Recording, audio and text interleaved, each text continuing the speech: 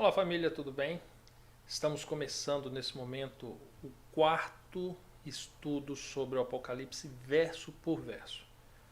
Lembrando que se você não assistiu aos outros vídeos, assistam aos outros vídeos, do primeiro até o terceiro, para que você não perca nenhum detalhe daquilo que vamos falar aqui hoje.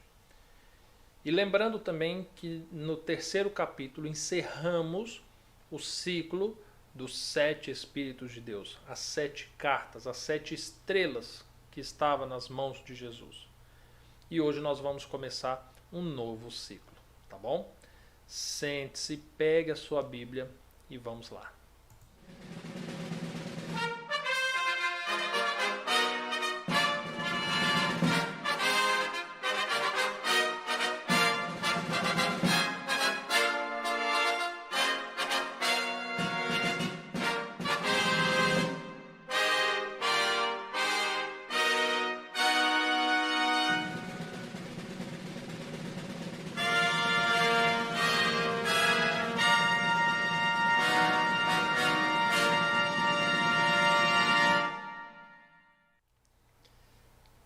Vamos começar já com a leitura dos primeiros versos do capítulo 4, que diz assim: Depois dessas coisas, olhei e eis que estava uma porta aberta no céu. Só uma paradinha aqui. Aqui já começa a fazer uma narrativa que muito me recorda das palavras de um sonho que Jacó teve. Você lembra quando, fugindo de seu irmão, ele para em um lugar que posteriormente ele colocou um nome nesse lugar, chamado de Betel, aonde ele teve um sonho, uma visão, e quando acordou ele exclamou que ali verdadeiramente era a porta do céu, porque ele via anjos subindo e descendo por aquele lugar. Quando a Bíblia deixa claro que há uma porta no céu, é importante nós entendermos que a porta ela serve para algo. A porta ela possibilita a entrada ou a não saída ou não entrada de algum lugar. Aonde a porta certamente existe um recinto fechado, exclusivo. Embora o céu em si, para nós hoje, seja um lugar inacessível, é sabido então que ainda no céu existe um lugar, recinto, que é exclusivo, que possui portas, que não é qualquer um que adentra. Agora, acerca desse lugar que existe no céu, é que nós vamos começar a estudar um pouquinho a respeito dele hoje, tá bom? Então vamos lá, dando sequência. E a primeira voz, que como de trombeta ouvira falar comigo, disse... Você lembra a primeira voz? Lá do capítulo 1? Lembra, né? Sobe aqui e mostrar-te-ei as coisas que depois desta devem acontecer. Lembrando, olha o cenário. Ele olhou para cima e viu uma porta no céu. Agora aqui Jesus diz assim, sobe para aqui.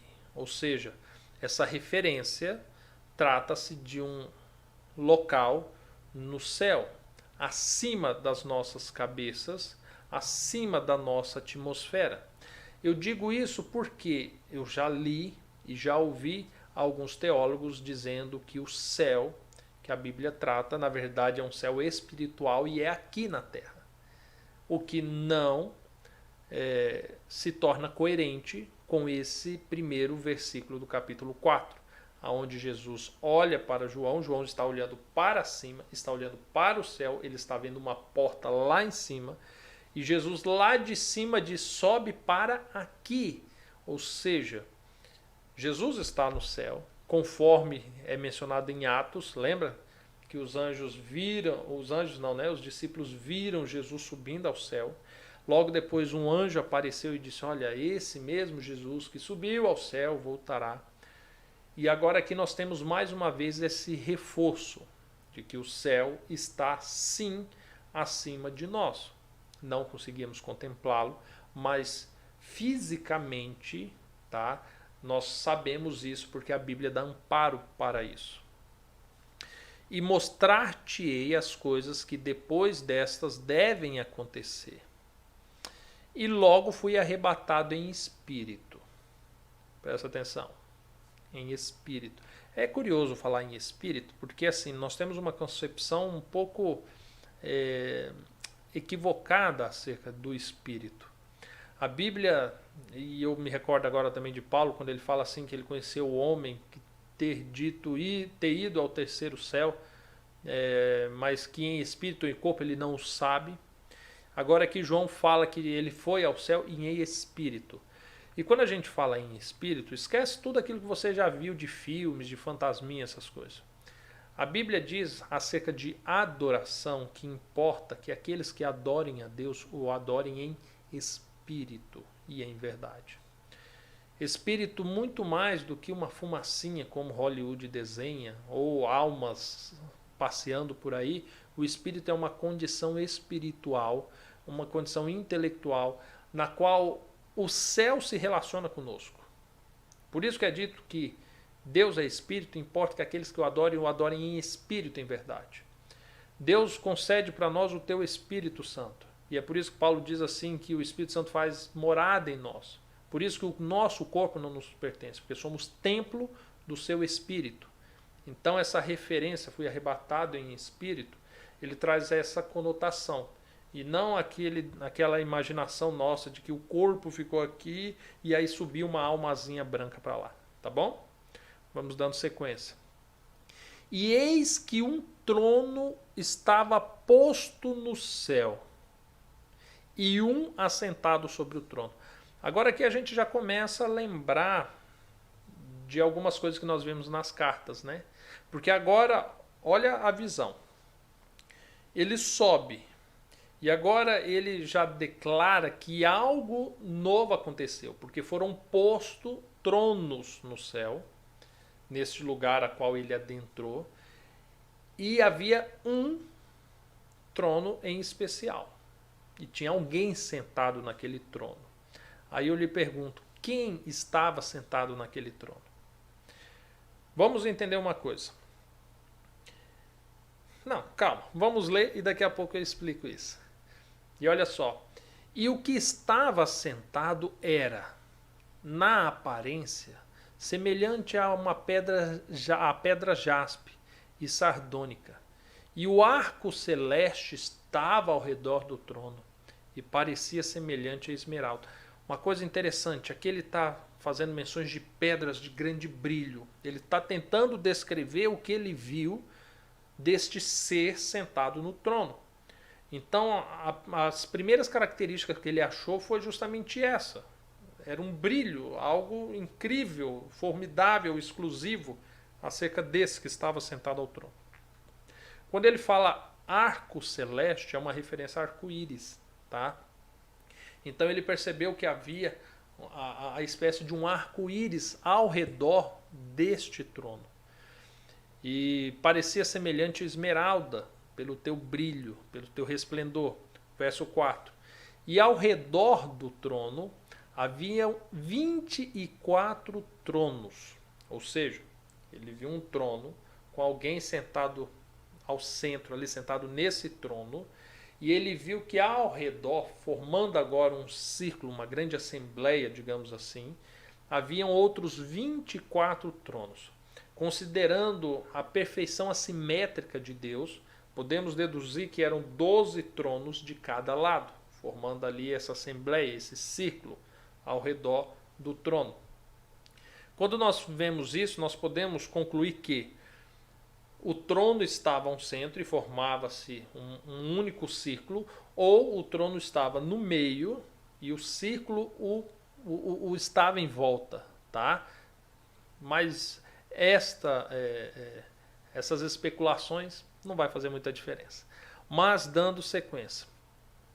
E vi assentados sobre os tronos 24 anciãos, vestidos de vestes brancas, e tinham sobre as suas cabeças coroas de ouro. Olha que curioso. Agora aqui nós temos uma narrativa de que no trono João ele não conseguiu identificar bem quem era. Ele fez uma narrativa incrível. E, de fato, podemos deduzir ser Deus que estava sentado ao trono. Em seguida, nós vemos que existem 24 anciões em volta. Logo, somos tentados a pensar que esses 24 seres seriam 24 anjos, seres celestiais, de origem celestial, de natureza celestial, mas não, porque aqui é dito que eles estão com vestes brancas. Nós vimos nas cartas que existe de fato uma promessa de vestes brancas a quem vencer. Existe a promessa de se assentarem nos tronos junto com Cristo. Existe uma promessa de que receberiam coroas. Está percebendo? Então esses 24 que estão nesses tronos são seres humanos que venceram, lavaram as suas vestes em Cristo, receberam a herança de se assentar em trono e receberam a coroa da vida. Perceberam? Quem está compondo esses tronos? Diante de muitas especulações de quem seriam esses, eu gosto muito de uma explicação de Jesus quando ele fala sobre o jovem rico. E ele fala da dificuldade de um rico adentrar o reino dos céus, e os discípulos questionam ele, falam assim, mestre, quanto a nós abrimos mãos de tudo para te seguir. E ele fala assim, olha, em verdade vos digo que no dia, naquele dia, quando eu estiver sentado com o Pai no seu trono, vós se assentareis também comigo. Ou seja, Cristo faz uma promessa direta de que pelo menos 12 dos discípulos estariam lá. E aí Jesus termina essa fala dizendo assim que eles se assentariam para julgar a nação de Israel. Então poderíamos dizer, por exemplo, que nós temos uma composição de 12 juízes, talvez 12 fazendo referência ao período da nação de Israel e 12 posteriores. Eu estou trazendo uma especulação, tá? Mas com fundamento bíblico. O fato é que nós temos 24 seres humanos que viveram nessa terra, que morreram e receberam então as suas vestes brancas, as suas coroas de ouro, e agora estão sentados em tronos juntamente com Deus. Vamos dar sequência. E do trono saíam relâmpagos, trovões e vozes, e diante do trono ardiam as 7 lâmpadas de fogo, as quais são 7 Espíritos de Deus. Lembra que eu fiz referência no capítulo 1, no primeiro vídeo, que quando João ele sobe ao céu, ele vislumbra que ele está no lugar santo, que semelhante ao santuário terrestre, ele se adentrou agora no santuário celestial. E lá nós identificamos que ele estava no lugar santo por causa do castiçais com as 7 lâmpadas acesas, os 7 fogos acesos o tempo todo, que representava o Espírito de Deus e a sua plenitude do tempo. Explicado tudo isso no capítulo 1 e no capítulo 2. E aqui agora ele vê o trono e ele vê novamente esse castiçal, ele vê os 7 Espíritos de Deus. E aqui ele fala lâmpadas de fogo. Ou seja, agora esse trono ele foi posto em um lugar. Sabe que lugar é esse? Lugar santo. Agora ele está tendo uma visão do lugar celestial, do santuário celestial. E ele se encontra no lugar santo. E agora aqui no lugar santo foi posto tronos, nos quais se encontra os 24 anciões, se encontra Deus. E uma coisa curiosa que nós vemos aqui é o seguinte: do trono saía relâmpagos, trovões e vozes. Algumas vezes que Deus se manifesta, e você ainda vai ver isso no Apocalipse em outros momentos, João ele identifica como trovões. Se você for ler o livro de Ezequiel, nas visões que Ezequiel também tem do trono, ele identifica as vezes que Deus se manifesta como trovões. Relâmpagos, nós temos essa narrativa semelhante a quando Jacó vê subindo e descendo anjos da terra ao céu, do céu à terra. Então aqui quando ele olha e ele vê trovões e relâmpagos e vozes, é porque em determinado momento ele consegue discernir o que está sendo dito. Na maioria das vezes ele vê um poder, um estrondo muito forte. provindo do trono de Deus. E a questão de relâmpagos é justamente os flashes muito rápidos de anjos. Tá percebendo? Mas calma, para isso não ficar vago, você vai ver mais adiante outras passagens que reforçam justamente isso, tá bom? Verso 6 diz assim: havia diante do trono um mar como de vidro, semelhante ao cristal. E no meio do trono e ao redor do trono, 4 animais cheios de olhos, por diante e por detrás. Agora aqui começamos a ter um pouquinho de dificuldade, mas a Bíblia revela o que é isso.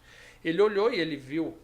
Gente, quem limpa a casa e tem aqueles pisos brilhantes, bonito, né? Acho incrível. Agora imagina você olhar e ver como um mar de cristal sobre o trono. Basicamente isso. E aí João ele pega e ele fala assim que viu 4 animais repletos de olhos. Animais? O que seria isso? Vamos ler o verso 7 para a gente entender isso melhor. Eram 4. E o primeiro animal era semelhante a um leão. O segundo, semelhante a um bezerro. O terceiro animal, como de um homem. E o quarto animal, semelhante a uma águia voando. Eu não sei se eu já te explico agora, eu vou esperar um pouquinho mais. Verso 8. Os 4 animais tinham cada um por si 6 asas. E ao redor e por dentro estavam cheios de olhos. E não descansam nem de dia nem de noite, dizendo: Santo, Santo, Santo és o Senhor Deus, o Todo-Poderoso, que era, que é e que há de vir. Então, peraí. Nós vimos 4 animais nas palavras de João. O primeiro, semelhante a um leão. Leão animal? Sim. O segundo, semelhante a um bezerro. Bezerro é animal? Sim. O terceiro, semelhante a homem. Homem já não é animal. E o quarto, semelhante a uma águia voando. Vamos entender uma situação. Considere o fato de que João ele está narrando o que ele está vendo de acordo com o vocabulário que ele possui, a fim de quem lê possa pelo menos ter um vislumbre, um breve vislumbre daquilo que ele viu. Ele viu, na verdade, 4 seres totalmente distintos, com exceção dos 2 primeiros, porque um leão e um bezerro pode até ter alguma semelhança, mas não um homem e não uma águia voando. Nós vimos que possuem asas e que eles estão repletos de olhos por dentro e por fora, de frente para trás. Todos eles são olhos, ou seja, eles olham tudo, eles sabem tudo. E que eles estão na presença de Deus, próximo do trono, e clamando de dia e de noite e sem descansar: Santo, Santo, Santo é o Senhor Deus, o Todo-Poderoso. Então nós temos aqui 4 seres. Mas quem seriam esses seres? No livro do Apocalipse, nós não temos essa explicação. Mas nós temos essa explicação em uma outra passagem da Bíblia. Quando nós vamos para o profeta Ezequiel, logo ali nos seus primeiros capítulos, nós temos a visão de quem seriam esses seres. Quando você lê o capítulo 1, a partir do verso 5, Ezequiel está tendo a mesma visão que João teve aqui, a mesma visão. E ele vê também os 4 seres, ele fala do rosto desses seres, e quando nós chegamos no capítulo, deixa eu abrir aqui que eu não havia separado antes, quando ele chega no capítulo, no capítulo 10, ele já diz assim, que estes 4 seres que ele viu no trono seriam querubins. Ou seja, trata-se de anjos numa, vamos colocar assim, numa categoria, numa função, numa espécie diferentes. Seriam querubins. A Bíblia fala de querubins, esses 4 aqui, e você vai vê-los também no livro de Ezequiel. A Bíblia fala de serafins e fala de anjos normais, né? Então, assim, fala do arcanjo, mas isso é um assunto para outro momento. Mas fato é que o que João está vendo são 4 tipos de anjos totalmente diferentes de tudo aquilo que ele possivelmente já tinha visto até o momento. Porque eram anjos na presença de Deus que não descansam, que não repousam, que exclamam o tempo todo o quão santo é Deus e que eles possuem olhos por todo o corpo, ou seja, eles enxergam tudo, eles têm ciência de tudo e eles estavam ali nesse momento. Quando a gente fala em 4, agora aqui nós temos uma curiosidade. Se você for pegar o discurso de Jacó, de Israel, quando ele está para morrer, que ele chama todos os seus filhos, ele começa a proferir bênçãos, você vai notar uma coisa, que as características desses 4 animais se assemelham a pelo menos a característica que ele deu a 4 filhos. A 4 filhos ele citou que um é semelhante a um leãozinho, você sabe quem é. O outro que ele menciona que é como um boi no arado, forte para o trabalho. Ele faz a menção do homem e ele faz a menção daquele com olhos de águia. Na mesma linha, você vai pegar esses 4 filhos e você vai verificar agora, lá no livro de Josué, que quando foi feita divisões dos acampamentos que ocorriam na nação de Israel, eles eram divididos em grupos de 3 tribos para cada lado. Então você tinha para o norte 3 tribos. Dentre esses 4, um estava ali e tinha o seu estandarte levantado. Para o sul, você tinha outras 3 tribos e os seus estandartes levantados. Para o leste e para o oeste. Curiosamente, nós vemos esses animais com essas semelhanças. O que nos dá a entender que os olhares dele, a jurisprudência deles se davam um para tudo que ocorria ao norte, outro ao sul, outro ao leste, outro ao oeste. E com essa referência à nação de Israel, porque a nação de Israel, quando Deus pede a Moisés, fala assim, olha, agora me faça um santuário para que eu habite no meio de vós. E no santuário tinha essa organização, ficava o santuário, em volta do santuário ficavam os levitas, e então, num arco fora do círculo dos levitas, ficava separado as demais 12 tribos. E essas divididas em grupos de 3 tribos, que eram 4 grupos com 3 tribos em cada. E vem a coincidir justamente com a narrativa desses animais. Uma curiosidade, muito além desse verso, que talvez vai enriquecer um pouquinho mais o seu conhecimento. Tá bom? Não querendo te confundir, vamos fechar esse parênteses e seguir adiante. Agora que nós já sabemos que João contemplou 4 querubins. Uma coisa curiosa, que quando você pega o livro de Ezequiel, tem ali uma profecia que Ezequiel recebe, que deveria ser dado ao faraó, tem outra que é dado aos egípcios, e mais algumas. E numa dessas ele faz referência a Lúcifer. E ele diz assim, ó querubim da guarda ungido, como fostes lançados à terra. Ou seja, quando identifica o papel que Lúcifer exercia, é justamente a de um querubim. Esse anjo mais próximo da presença de Deus. Com olhos por todo o corpo, ou seja, com um conhecimento que muito se aproxima do conhecimento de Deus, no que diz respeito a criaturas e universo. Percebe?